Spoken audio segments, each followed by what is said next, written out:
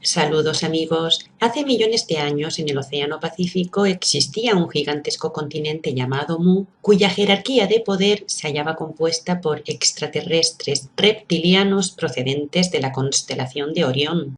Según aseguran las tradiciones orales transmitidas de generación en generación, estos seres temibles se hallaban enfrentados con otra facción de extraterrestres, los cuales tenían su imperio en la Atlántida. Aunque los atlantes tenían un aspecto humano, también eran crueles y desalmados. Ambos grupos se disputaban el control total del mundo entero, por lo que fueron rivales en una lucha de poder que los llevó a protagonizar terribles guerras atómicas que acarrearon graves consecuencias. Que el hundimiento de Mu se trató de un ataque programado lo demostraba el hecho de que se produjo en varias fases, y cada una de ellas hundió una parte en concreto del continente, algo que se produjo en un periodo largo de tiempo. No fue como la Atlántida, que desapareció de un día para otro. La señal que indicaba el comienzo del ataque fue la destrucción del puente que conectaba Mu con América del Norte y en concreto con la actual ciudad de San Francisco. Mientras que los bosques de secuoyas de San Francisco evidencian cómo eran los árboles de Mu en aquella remota época, el monte Shasta nos ofrece la imagen de una de sus montañas sagradas. Pues bien, cuando los reptilianos supieron que iban a ser atacados, toda su inmensa población fue dividida en dos grandes grupos. Un grupo fue enviado a Asia y el otro llegó a América y en concreto a Nazca.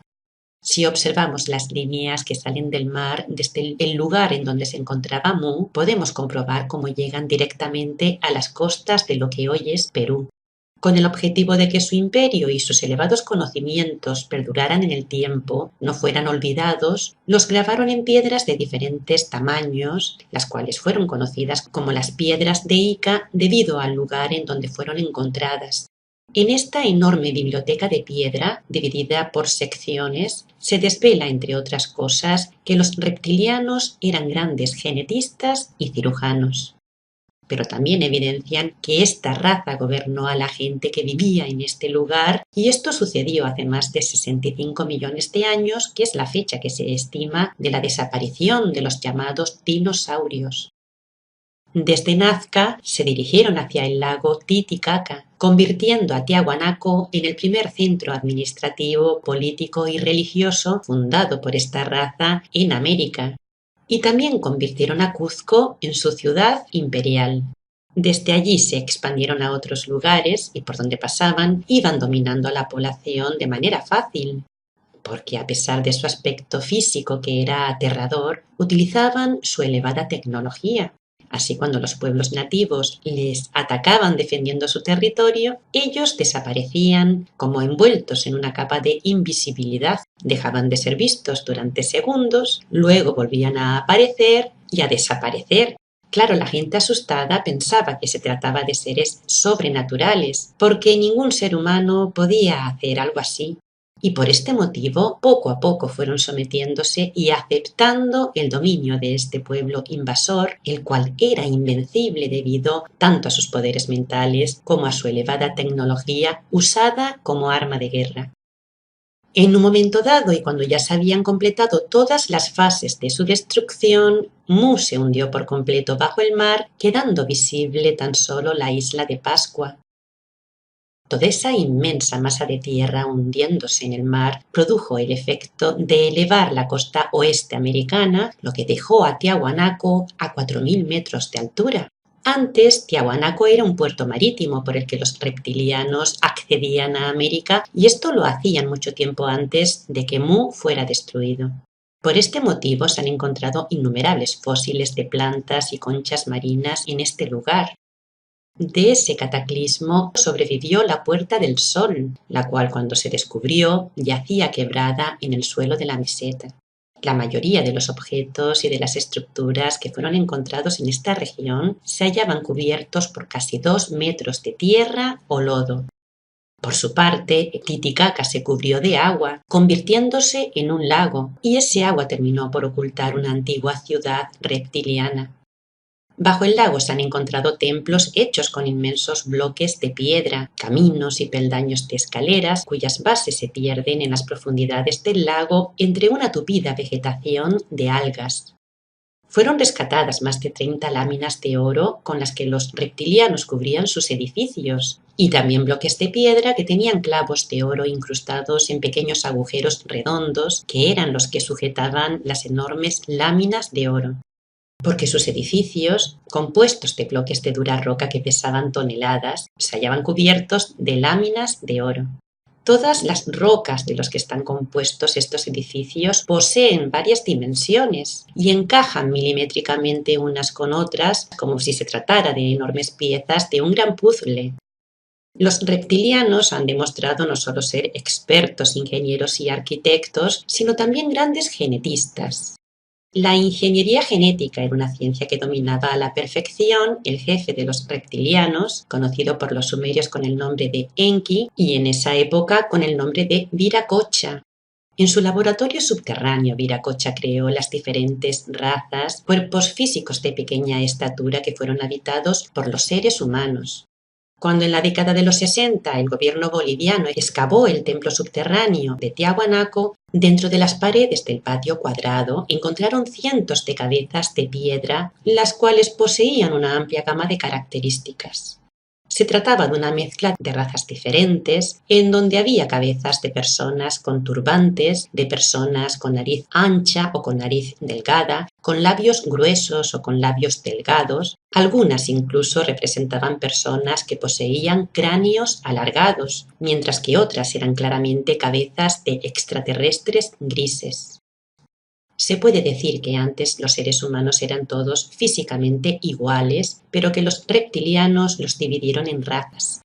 Al mismo Viracocha le gustaba adoptar diferentes formas físicas y a veces se le veía aparecer con el aspecto de un híbrido mitad hombre y mitad puma. Por este motivo el puma fue adorado como animal sagrado.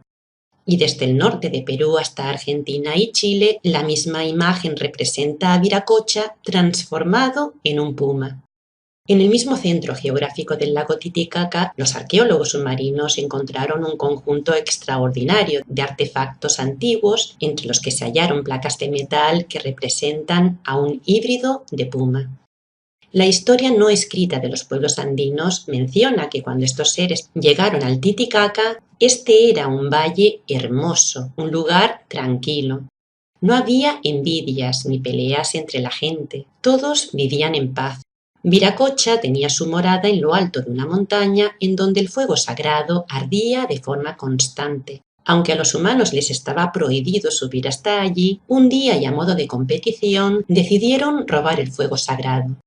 Pero cuando se encontraban en lo alto de la montaña, escucharon unos terribles rugidos que dejaron a todos sumidos en el terror. De repente aparecieron muchos pumas grises que devoraron a la gente y casi todos murieron. Los pocos que consiguieron salvarse dijeron: «Ahí están los pumas grises», que es el significado en quechua de la palabra Titicaca.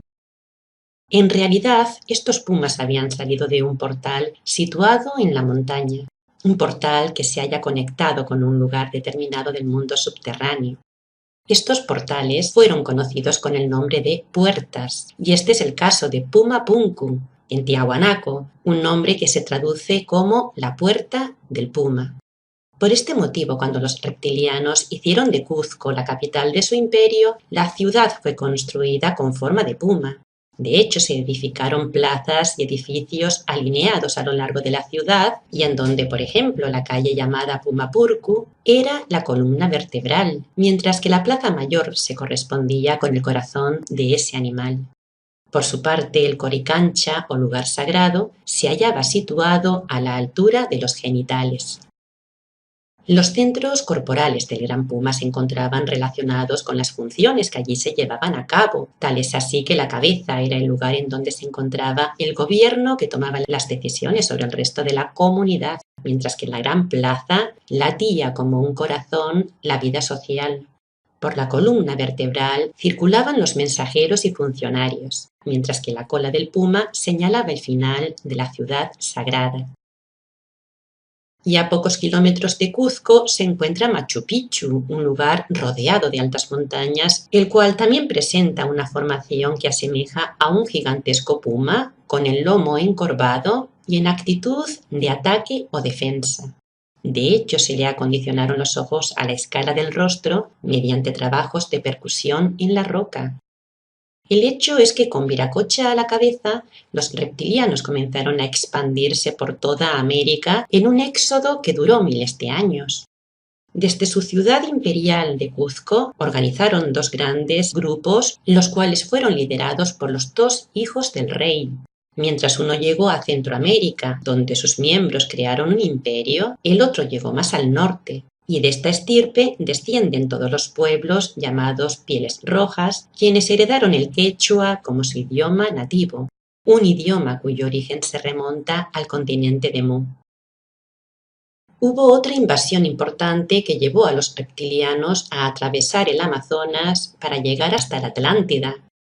Se estima que la gran guerra que llevaron a cabo contra los atlantes comenzó hace unos 13.500 años, y aunque les costó mucho esfuerzo y mucho tiempo, porque no les fue nada fácil, al final lo consiguieron, se hicieron los amos de la Atlántida.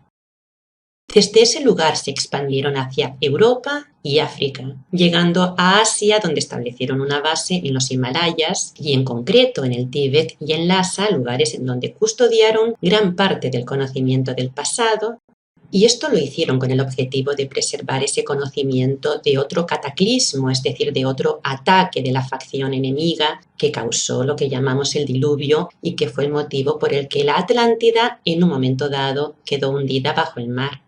Porque el diluvio fue otro ataque de los enemigos de los reptilianos, un ataque que ocasionó que el eje de la Tierra quedara modificado, una catástrofe de enorme magnitud que llevó a los reptilianos a tener que ocultarse en el mundo subterráneo. Cuando pudieron volver a la superficie ya lo hicieron con una apariencia física nueva, porque parecían seres humanos, y fue así como sembraron la semilla de una nueva civilización, creando imperios en Egipto, en Sumer, en la India y en China. Que los reptilianos proceden de la constelación de Orión lo demuestra el hecho de hallarse representado en varios artefactos encontrados en sus antiguos establecimientos en América, como es el caso de esta pirámide que posee una incrustación de pequeñas láminas de oro que representan a la constelación de Orión. Esta pirámide encontrada en Ecuador tiene 13 escalones, los mismos que la pirámide que aparece en el billete de $. Los 13 escalones representan a las 13 familias reptilianas que en el pasado remoto, en la época en la que el continente de Mu aún se erguía sobre el océano, formaban parte del imperio, un poder que estas 13 familias han podido perpetuar de generación en generación. Aunque con el tiempo cambiaron sus nombres, por orden alfabético son los siguientes: Astor, Bundy, Collins, DuPont, Freeman, Kennedy, Lee, Onassis, Reynolds, Rockefeller, Rothschild, Russell, Van Duyn. Se trata de los linajes de los reptilianos de Mu que se ha perpetuado hasta el día de hoy. Por entonces eran conocidos como Ser, lo que significa los hijos del dragón. Nuestro reto consiste en quitar el control y el poder del mundo entero a estas 13 familias. Es algo que se está produciendo poco a poco, lentamente, para poder recuperar nosotros como seres humanos ese control y poder llevar nuestras vidas por un camino más positivo, dejando de ser sus esclavos y comenzando a ser felices, porque ellos nos robaron la felicidad. Hasta mi próximo vídeo, amigos.